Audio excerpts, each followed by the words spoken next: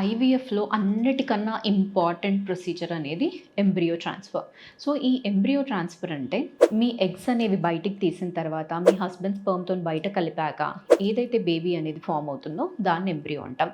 So, ఈ embryos అనేది మళ్ళీ మనం ఎప్పుడు గర్భసంచి లోపలికి ట్రాన్స్‌ఫర్ చేస్తాం.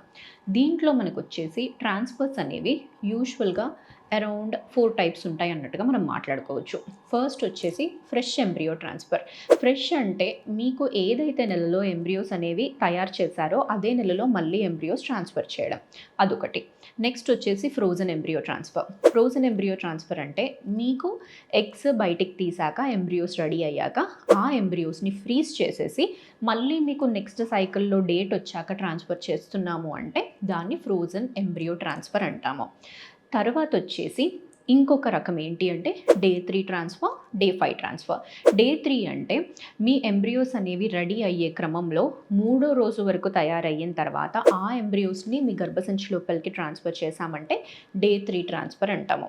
అదే ఒకవేళ ఐదో రోజు వరకు బయటికి తీసుకెళ్ళి బయటనే వాటిని మనం కల్చర్ చేసి ఆ ఎంబ్రియోని ట్రాన్స్ఫర్ చేశామంటే దాన్ని బ్లాస్టోసిస్ట్ డే 5 ఎంబ్రియో ట్రాన్స్ఫర్ అంటారు. ఇవన్నిటిలో మనకి మోస్ట్ సక్సెస్‌ఫుల్ అనేది ఏది అంటే day 5 embryo transfer, blastocyst transfer అనేది అన్నిటికన్నా బెస్ట్ ఎంబ్రియో ట్రాన్స్ఫర్ అండి.